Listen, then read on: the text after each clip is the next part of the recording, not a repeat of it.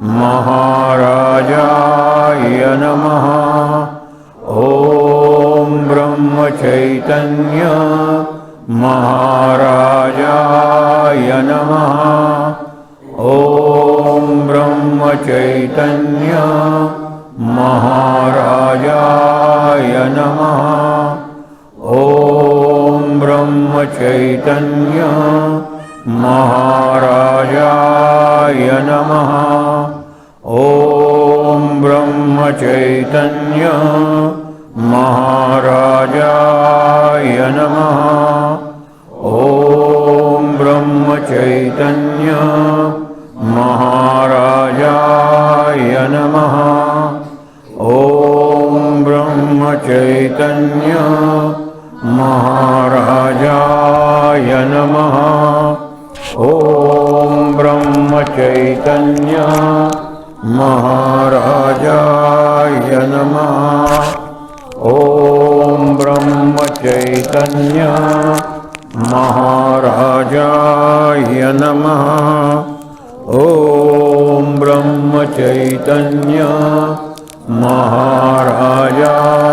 नमः। ॐ ब्रह्मचैतन्य महाराजाय नमः। ॐ ब्रह्मचैतन्य महाराजाय नमः। ॐ ब्रह्मचैतन्य महाराजाय नमः। ॐ ब्रह्मचैतन्य महाराजाय नमः। ॐ ब्रह्मचैतन्य महाराजाय नमः। ॐ ब्रह्मचैतन्य महाराजाय नमः।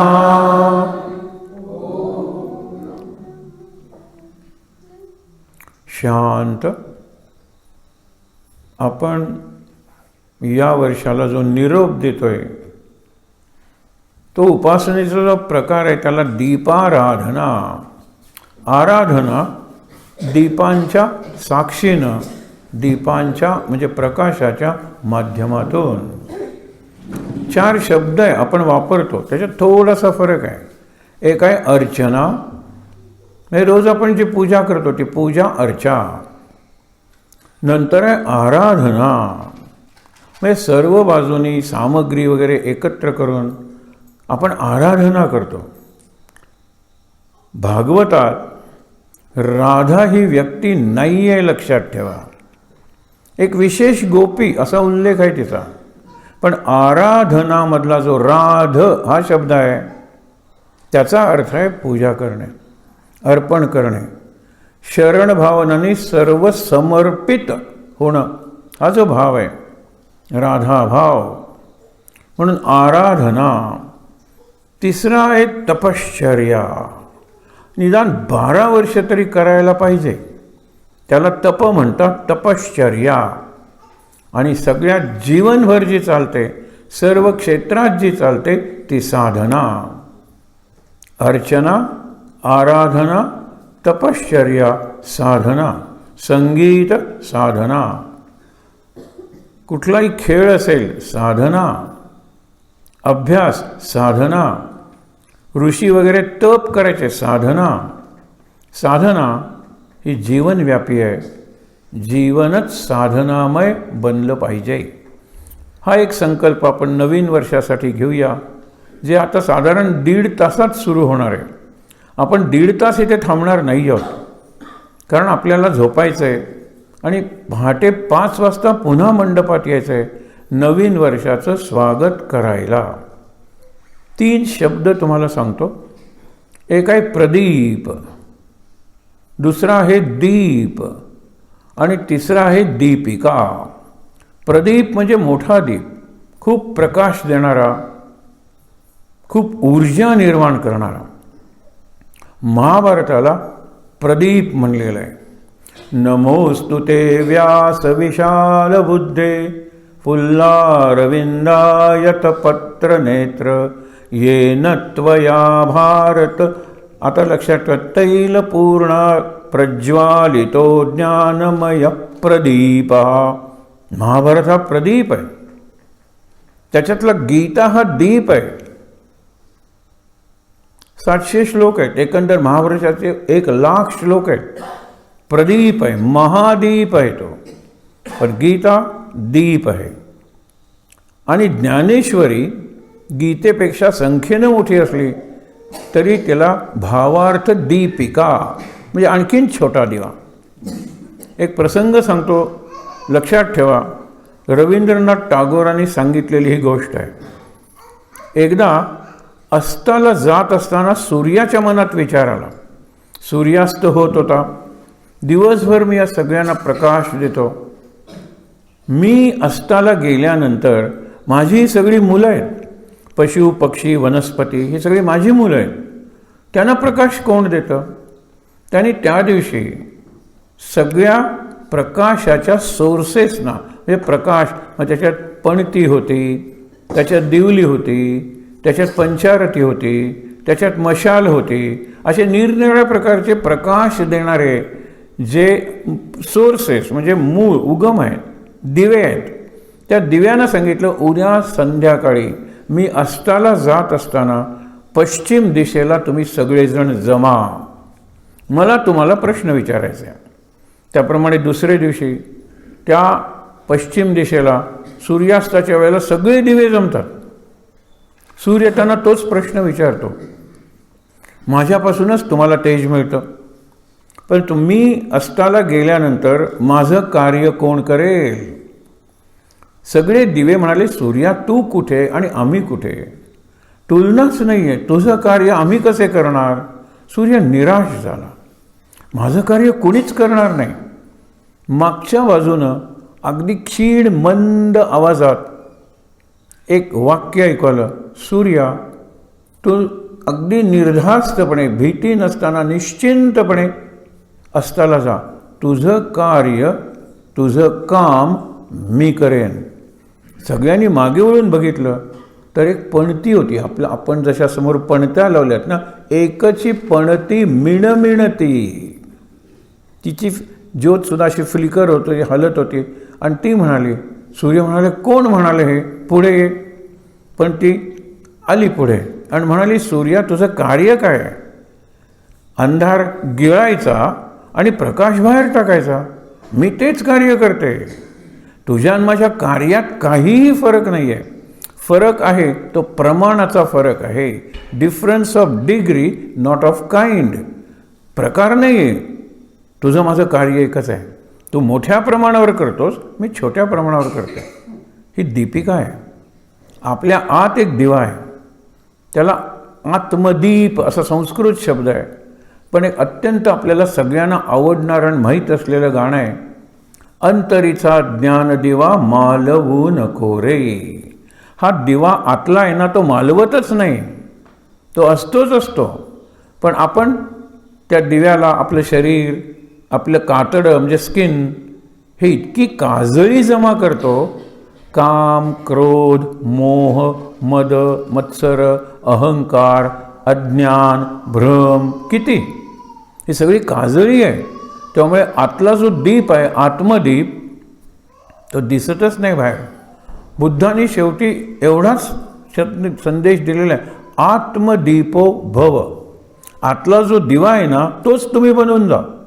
त्याच्या प्रकाशात तुम्ही जीवन जगा आणि त्या प्रकाशात इतरांना जीवन जगायची संधी द्या, प्रेरणा द्या, मार्गदर्शन करा. एक छोटीशी गोष्ट सांगतो. एक मुलगा उशिरा घरी पोचला. गावात टेकडी होती, त्या टेकडीवर हनुमंताचं मंदिर होतं आणि तिथे जत्रा होती. पण जत्रा संपली होती. हा जाई तोपर्यंत आला जरा उशिरा. तर आई म्हणाली की जा तू मारुतीचं दर्शन तरी घेऊन ये. त्यावेळेला तो मुलगा म्हणतो, आई मध्ये सगळा अंधार आहे. मारुतीच्या देवळात लावलेली एक पणती मला दिसते, एक ज्योत मला दिसते, पण मध्ये सगळा अंधार आहे, मी कसं जाऊ? आई त्याच्या हातात एक कंदील देते, मेणबत्ती, मेणवात म्हणा, देते. तो जातो. त्या कंदिलाच्या प्रकाशात किंवा त्या मेणवातीच्या प्रकाशात त्याला एकच पाऊल टाकायला जमत असतं. तो म्हणतो एकच पाऊल हा प्रकाश आहे, पुढे सगळा अंधारच आहे. एक दोन तीन पावलं टाकतो आणि परत येतो. परत आल्यानंतर आईला तो म्हणणार असतो, आई एवढ्या छोट्या प्रकाशात इतकं लांबचं अंधारातलं अंतर मी कसं काटू, कसं जाऊ तिथे. तो परत येत असताना एक साधू त्याला भेटतो आणि साधू विचारतो, बच्चे हे जत्रा बघून आलास का तू परत? नाही म्हणला, आईने मला एवढा छोटासा दिवा दिलेला आहे आणि इतकं लांब अंतर मला काही दिसतच नाही आहे. तो म्हणाला, असं कर, तो दिवा माझ्या हातात दे, आत्ता तुला पुढचं पाऊल टाकायला दिसतंय ना? Yes yes, 1 step at a time. आता तिथे गेल्यानंतर पुढची स्टेप दिसते ना तुला? 1 स्टेप ॲट अ टाईम. ती गेल्यानंतर पुढचं पाऊल तुला दिसतंय ना? 1 स्टेप ॲट अ टाईम. असं करत करत तो मुलगा केव्हा त्या मंदिराकडे पोचतो त्यालाही कळत नाही. ही पणती छोटीशी जरी वाटली तरी तिचा जो प्रकाश आहे तो प्रकाश आपल्याला, ती पणती जर हातात घेतली तर खूप दूरपर्यंत नेऊ शकेल. इथे पणती लावून सगळा प्रकाश म्हणजे ती आकाशातली वीज झाली. क्षणभर प्रकाशते, सगळा आसमंत परिसर उजळून टाकते, पण पुढच्या क्षणाला नष्ट होते. आपल्याला जीवनाच्या दृष्टीनं ही पणतीची ज्योत आणि त्याच्यापेक्षा अंतरीचा ज्ञानदिवा मालवू नको रे, पालवू नको रे. तो जळत राहायला पाहिजे. सतत स्वच्छ करत राहा स्वतःला. आणि आतल्या मनाला स्वच्छ करण्यासाठी कुठलाही दुसरा टेक्नॉलॉजीने निर्माण केलेला डिटर्जंट आजही नाही आहे आणि कधीही नसणार आहे. मग कुठलाही तुम्ही साबण आणा, कुठल्याही प्रकारचा लिक्विड डिटर्जंट आणा, मन नाही त्यांनी स्वच्छ होणार. मनाला स्वच्छ करणारा साबण नाम आहे. तुकारामाचे शब्द आहेत, नाही निर्मळ मन काय करील साबण. मनच जर निर्मळ नाही आहे तर बाहेरून साबण लावून आंघोळ करण्यात काय अर्थ आहे. एक आणखीन मागे आपण गोष्ट बघितली होती की राजाला वाटतं पौर्णिमेच्या प्रकाशात फिरायला जावं, म्हणजे नौका विहार करावा. जात असताना वाहून आले होते कोळसे. कुठेतरी जंगलाला आग लागली असेल, त्या झाडाचे कोळसे झाले असतील आणि ते नदीच्या प्रवाहात येत वगैरे असे आलेले होते, सगळे काठावर साठले होते. राजा चप्पल काढतो आणि जायला लागतो त्या नौकेकडे, तर त्याच्या पायाला त्या कोळशांचा काळा रंग लागतो. नौकेत म्हणजे नावेत चढल्यानंतर त्याच्या लक्षात येतं की माझे सगळे पाय काळे झालेले आहेत. कशामुळे झालेले आहेत? प्रधानजी सांगतात, काठावर जे कोळसे पसरलेले आहेत त्याच्यामुळे पाय काळे झालेले आहेत. राजाला राग येतो, माझ्या राज्यात असा काळा रंग सगळीकडे पसरलेला आहे आणि तो माझ्याही पायाला लागतो. तो नौका विहार करून परत येतो आणि दुसरे दिवशी भरपूर साबण देतो आपल्या सेवकांना आणि सांगतो ते सगळे कोळसे स्वच्छ करा, पांढरे करा आणि मला आणून दाखवा. ते बिचारे राजाची आज्ञा करणार काय?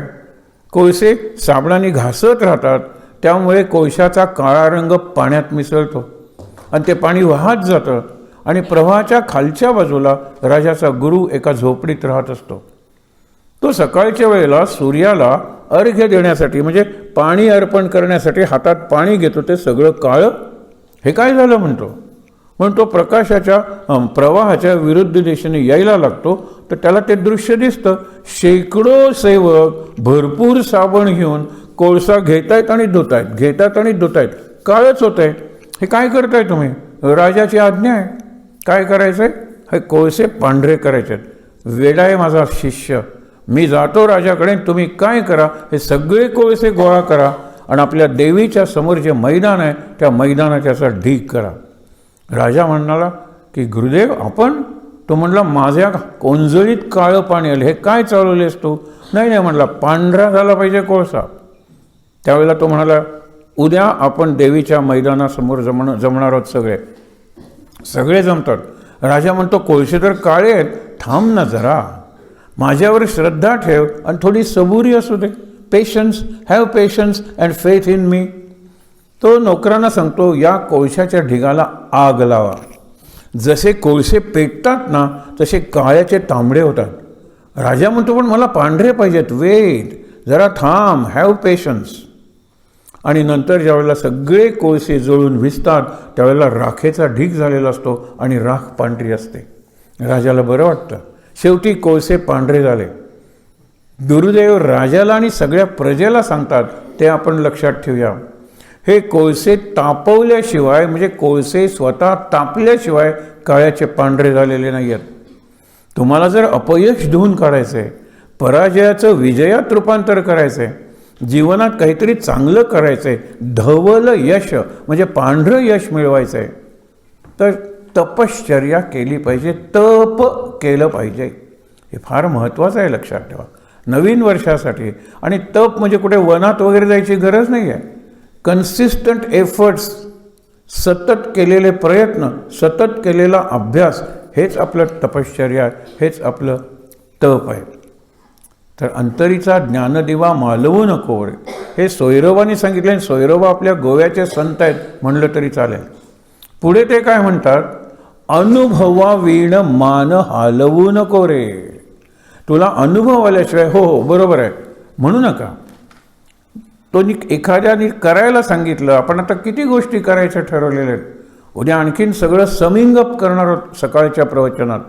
त्यावेळेला लक्षात ठेवा की कितीही आपण ठरवलं तरी महत्त्वाचं काय, ते महत्त्वाचं लक्षातच ठेवावं लागतं. आणि त्या दृष्टीने हे तप राजाने सांगितलेलं, ही ज्योत, आणि ही जी ज्योत आहे त्या ज्योतीची आणखीन एक गंमत तुम्हाला सांगतो.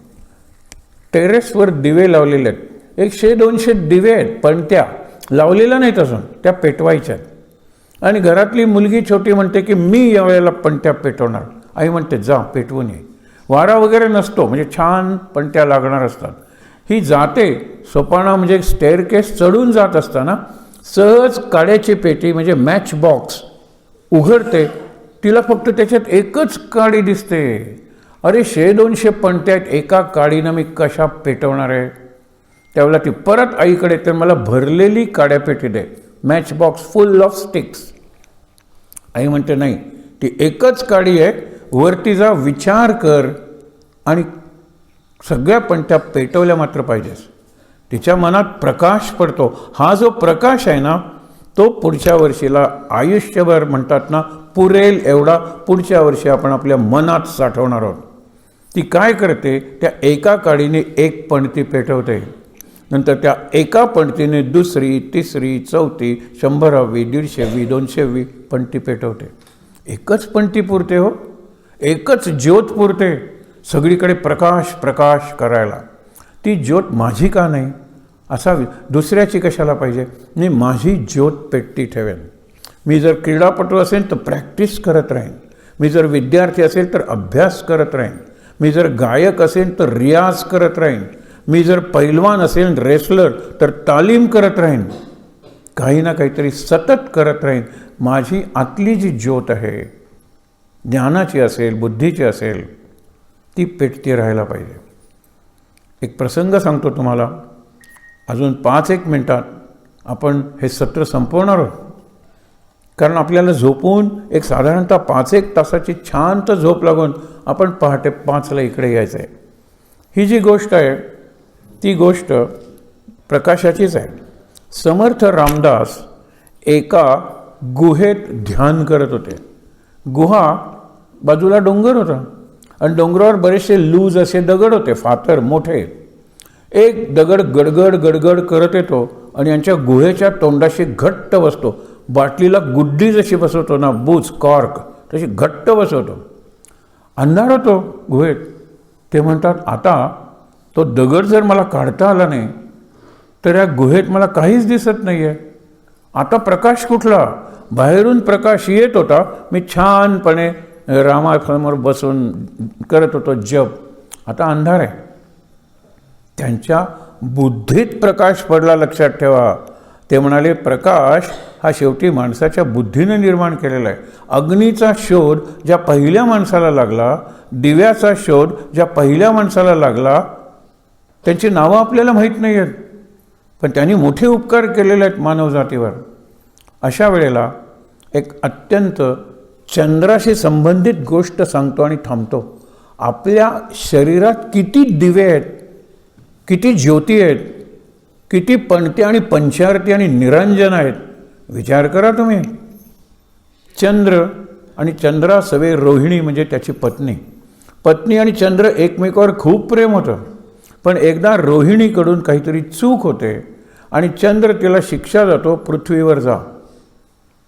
आणि जोपर्यंत सगळ्यात तेजस्वी गोष्ट घेऊन येत नाहीस आणि ती तेजस्वी गोष्ट मला मान्य होत नाही, तोपर्यंत मी परत तुझा स्वीकार करणार नाही. ही येते, चमकते, शायनिंग ब्राईट डायमंड्स ओंजळवर घेते आणि चंद्राला नेऊन दाखवते. हॅट म्हणला, हे काहीच नाही. निरनिराळ्या प्रकारचे दिवे नेऊन दाखवते, नाही. सूर्य दाखवते की ज्याचा प्रकाश चंद्राला मिळालेला आहे, नाही म्हणला, माझं समाधान झालेलं नाही. सूर्यसुद्धा जगातली सगळ्यात तेजस्वी गोष्ट नाही. ती खाली येते आणि रडत बसते की माझा पती चंद्र माझा स्वीकार कधीच करणार नाही का. रडत असताना एक छोटी मुलगी 8-10 वर्षाची ती तिला विचारते, तू कोण आहेस? वनदेवता आहेस का वनराणी आहेस? मी तुला बघितलं नाही पूर्वी आणि अशी रडतेस का? तुला काय कळणार आहे, तू छोटी मुलगी आहेस, सांग तरी तू का रडतेस. तिने सगळी आपली कहाणी सांगितली. त्यावेळेला ती म्हणते, एवढंच ना, माझ्याकडे सगळ्यात ब्राईटेस्ट थिंग इन द वर्ल्ड मी तुला देते, इथेच थांब. तिची झोपडी जवळच असते. ती झोपडीत जाते, सुरी घेते, नाईफ. जाताना पानाचा एक द्रोण तयार करते, पानाचा.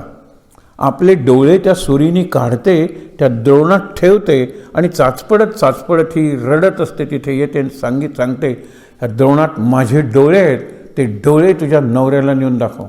या डोळ्यांपेक्षा, माणसाच्या डोळ्यांपेक्षा जास्त तेजस्वी गोष्ट जगात कुठलीही नाही आहे. त्यावेळेला ती सूर्याकडे जाते, या चंद्राकडे, आणि चंद्र म्हणतो, हो, हीच सगळ्यात तेजस्वी अशी गोष्ट आहे. कारण का, हा हिरा तेजस्वी, पण त्याच्यापेक्षा हा हिरा तेजस्वी, चंद्रापेक्षा सूर्य तेजस्वी. हे कोण ठरवतं? डोळे ठरवतात, म्हणजे माणसाची बुद्धी ठरवते. त्यावेळेला ती म्हणते, हे सगळं तुम्हाला पटवून देण्यासाठी त्या छोट्या मुलीने डोळे गमावले ना. म्हणाली, वेडी आहेस, मी काही बघत नव्हतो हे सगळं. तिला अत्यंत सुंदर डोळे दिलेले आहेत, अत्यंत छान दृष्टी दिलेली आहे आणि तिच्या झोपडीचं एका सुंदर पर्णकुटीत रूपांतर केलेलं आहे, तिला दिलेलं आहे. पण लक्षात ठेव, सगळ्यात तेजस्वी गोष्ट जगात माणसाचे डोळे आहेत. आता माणसाचे कान, माणसाच्या नाकाच्या 2 नाकपुड्या, माणसाचं तोंड, सगळे दिवेच आहेत घेऊ. त्यातून प्रकाश बाहेर पडला पाहिजे. आणि त्यासाठी काय करायचं ते उद्या सकाळी आपण थोडक्यात पाहूया. नंतर काहीच दिवसांनी, आठवड्यांनी आपण पुन्हा जमणार आहोत सेकंड सॅटर्डेला. त्यासाठी आपण एक छोटासा होमवर्क उद्या घेऊया आणि निरोप घेऊया. आता 11:15 वाजलेले आहेत. आपण संपवणार आहोत हे सत्र आणि संपवताना आपण पुन्हा एकदा राम नाम घेणार आहोत. हे सगळे दिवे डोळ्यात साठवून ठेवा. ज्ञानेश्वरांनी फार सुंदर उदाहरण दिलेलं आहे. देवासमोर एक पणती लावलेली होती. दुसरा एक भक्त जातो, त्या पणतीवर आपली पणती लावतो आणि 2 पणत्या तिथे असतात. तिसरा भक्त ज्यावेळेला जातो, त्याला प्रश्न विचारला जातो की यातली पहिला दिवा कुठला आणि दुसरा दिवा कुठला सांग. तो म्हणतो, कसं सांगू? एका दिव्यावर दुसरा दिवा लावला, दुसऱ्यावर तिसरा लावला आणि तिसऱ्यावर असे करत करत शेकडो दिवे लावले. पहिला दिवा कोण? काय महत्त्वाचे? सगळे दिवे सारखेच आहेत. तुम्ही, मी, आपण सगळेजण सारखे आहोत. कधी तुम्ही असं समजू नका की मी कमी आहे म्हणून, माझ्यात काही अर्थ नाही आहे. अरे, आपल्या प्रत्येकात अर्थ आहे, तो शोधून पाहिला पाहिजे. कसा ते उद्या पाहूया. आहे त्या ठिकाणी जरा ताठ बसूया. डोळे मिटायचे नाही आहेत, शांत बसायचं. शरीराची हालचाल करणार नाही. 3 मिनटं हालेल ते फक्त हृदय हलेल. आणि ते जे हृदय आहे ते श्वास घेतोय. हृदय म्हणजे छाती, छाती हलेल.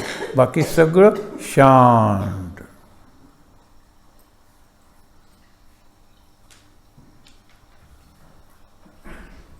प्रसन्न वातावरण आहे. फार थंडही नाही आणि गरम तर नाहीच नाही. दूर कुठेतरी रातकिड्यांचा आवाज ऐकू येतोय. मी बोलायचं थांबलो की शांत. मगाशी आपण बऱ्यापैकी मौन पाळलं. मी करायचं ठरवलं प्रत्येकाने की सगळ्यांनी झालंच म्हणून समजा, इतरांचा विचारच करू नका. आत्मनो मोक्षार्थम जगत हितायच. मी माझ्यात प्रगती करेन आणि मग जगाची सेवा करेन. अगदी लक्षात घ्या, खूप सांगता येण्यासारखं आहे. उद्या आपण थोडंसं पाहूया. शांतपणे आता झोपायला जाऊया आणि आपल्या झोपेत हे वर्ष संपू दे. उगीच हॅपी न्यू इयर करत दुसऱ्याला जागवू नका आणि स्वतःही जागू नका. मुद्दामून 1 तास आपल्याला मिळाले, 11:15 वाजलेत. आत्ता इथून शांतपणे निघून प्रार्थना करणार आहोत, एक शांतीपाठ म्हणणार आहोत. तो सगळ्यांनी इतक्या तळमळीने आत्मीयतेने म्हणायचा आहे आतून की स्वतःच्याच डोळ्यात पाणी आलं पाहिजे. ही प्रार्थना आहे शिष्यानी गुरुकडे केलेली. आपल्याला माहीत आहे, मी म्हणतो त्याप्रमाणे म्हणायचे. 3च ओळी आहेत याच्या, पण हा शांतीपाठ आहे उपनिषदातला. पहिला आहे असतोमा सद्गमय. मला असत्याकडून सत्याकडे ने हे गुरु. त्याच्यानंतर तमसोमा ज्योतिर्गमय. अंधाराकडून प्रकाशाकडे ने. आणि मृत्योर्मा अमृतंगमय. मृत्यूकडून अमरत्वाकडे नाहीतर अमृतत्वाकडे घेऊन जा. अशा सुंदर आनंदी अवस्थेत कायम ठेव की बास मी आणि तू एकच, हा अनुभव आला पाहिजे कायम. शांत. माझ्यानंतर म्हणायचं आहे असतो मा सद्गमय.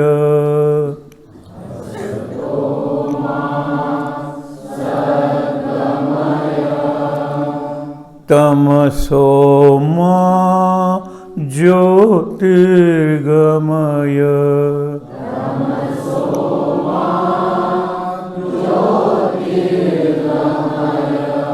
मृत्योर्मा अमृतंगमय. मृत्योर्मा अमृतंगमय. तमसो मा असतो मा सद्गमय.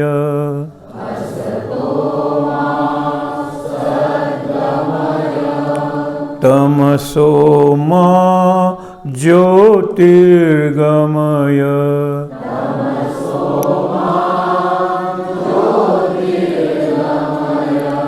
मृत्योर्मा अमृतंगमय.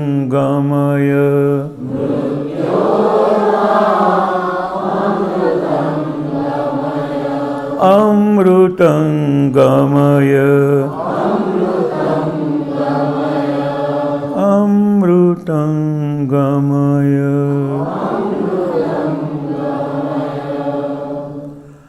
ओम शांति शांति शांति. डोळे बंद.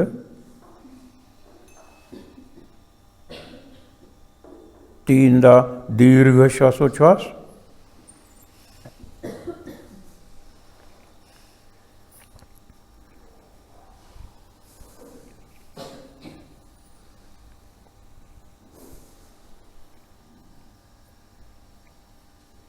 हातावर हात सोडायचेत, रब युअर हँड्स.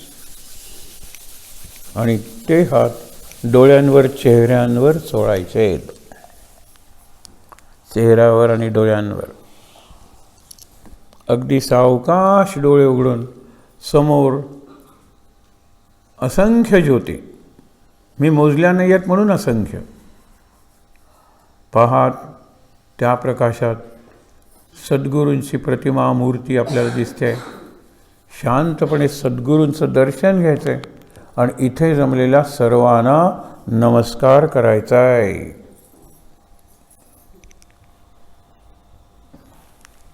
शांत आनंद महाराज महाराज महाराज.